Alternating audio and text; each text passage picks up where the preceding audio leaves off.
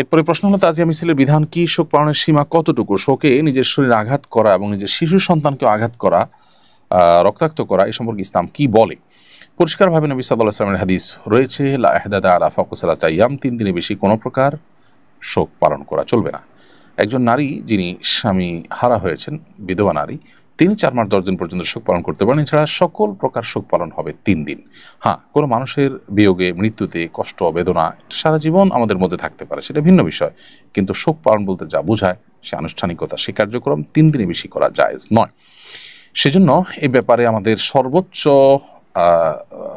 দায়িত্বশীলতার পরিচয় দিতে হবে এবং বিদআত থেকে আমাদের দূরে থাকতে হবে। শোক পালনের নামে তাজিয়া মিছিল বের করা, এটা শরিয়া সম্মত কোনো বিষয় না। নবী সাল্লাল্লাহু আলাইহি ওয়াসাল্লাম মৃত্যুতে এরকম কেউ করেনি। হোসেন রাদিয়াল্লাহু তাআলার মৃত্যুতে আমরা প্রত্যেকটা মুসলিম ব্যথিত। তার হত্যাকারী, খুনি, জালিম এবং ফ্যাসিস্টদের প্রতি ঘৃণা গোটা বিশ্বের মুসলমানদের রয়েছে, আমাদের সবার রয়েছে। কিন্তু তার মানে এই নয় যে আমরা হোসেন রাদিয়াল্লাহু তাআলার প্রতি সহমর্মিতা প্রদর্শন করতে গিয়ে এমন কোনো কাজ করবো যেটা নবী সাল্লাল্লাহু আলাইহি ওয়াসাল্লাম আমাদেরকে অনুমোদন করেনি। নবী সাল্লাল্লাহু আলাইহি ওয়াসাল্লাম নিজের মৃত্যুর পরও কি আমরা তাজিয়া মিছিল, অথবা তার চাচা হামজা রাদিয়াল্লাহু তাআলা নির্মমভাবে কাফেরদের হাতে মৃত্যুবরণ করেছেন, শাহাদাত বরণ করেছেন, আমরা কি তাজিয়া মিছিল বের করি? উহুদ, বদর, কতগুলো ইতিহাস আছে ইসলামের, যেখানে আমরা অনেক প্রিয় মানুষদেরকে অত্যন্ত নির্মমভাবে আপনার শাহাদাত বরণ করতে আমরা দেখেছি।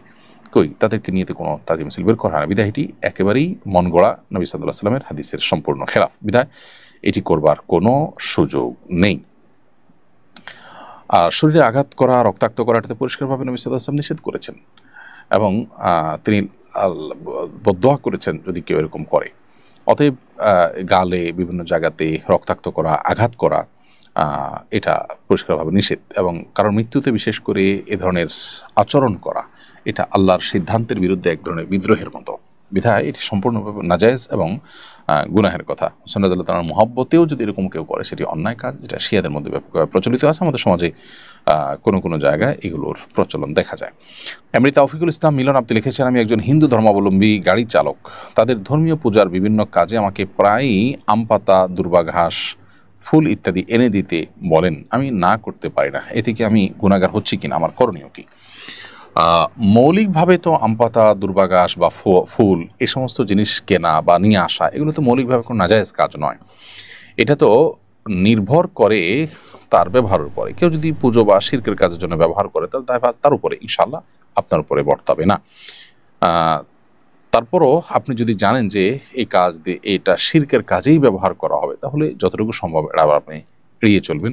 তারপরও সতর্কতামূলকভাবে আপনি এ ধরনের শিরকের কাজে পরোক্ষ সহযোগিতাও হয় সেরকম কাজ থেকে বেঁচে থাকার জন্য প্রয়োজন আপনি বিকল্প বা ভিন্ন উপার্জনের চিন্তা করবেন। তবে মৌলিকভাবে কোনো অমুসলিমের অধীনে কাজ করা বা তার কর্মচারী হয়ে কাজ করা, এটি মৌলিকভাবে কোনো নিষিদ্ধ কোনো বিষয় নয়।